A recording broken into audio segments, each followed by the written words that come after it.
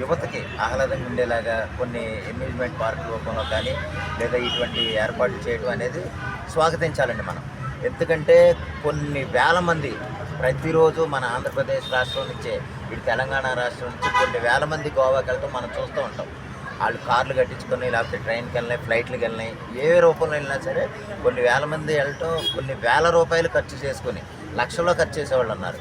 అలా ఖర్చు చేసుకుని అక్కడ ఎంజాయ్ చేసుకుని రావటం అంటే ఎంజాయ్ చేయటం అనేది నేను సమ్మతించట్లేదండి.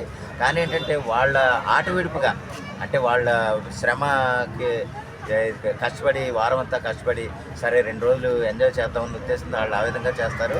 దాన్ని మనం వాళ్ళ సొంతంగా పెట్టుకునే డబ్బుని మనం అది తప్పుగా మాట్లాడకూడదు. కానీ ఏంటంటే అదే మన తెలంగాణ, అది మన ఆంధ్రప్రదేశ్ రాష్ట్ర ప్రభుత్వం వైజాగ్ బీచ్ అంతా కూడా అలా చేయాలని అనుకోవటం. ఆల్రెడీ పిల్లలు ఆడుకోవడానికి కొన్ని అమ్యూజ్మెంట్ పార్క్స్ ఉన్నాయండి అక్కడ చాలామందికి. ఇప్పుడు ఈ క్షణం అక్కడ చూసినా సరే కనీసం లేదంటే ఒక 1000 మంది పైగా ఆ బీచ్ల్లో ఆడుతూ ఉంటారు. వాళ్ళకి కొంతమంది తినడానికి కావచ్చు, కొంతమందికి తాగడానికి కావచ్చు, ఏదేమైనా సరే ఒక గోవా లాంటి వాతావరణాన్ని ఇక్కడ కూడా క్రియేట్ చేసి దానివల్ల కూడా మన రాష్ట్ర ప్రభుత్వానికి కొంత సంపద క్రియేట్ చేయాలనుకోవడంలో రాష్ట్ర ప్రభుత్వం మంచి ఆలోచనగా నేను అనుకుంటున్నానండి. అది బయటకు పోయి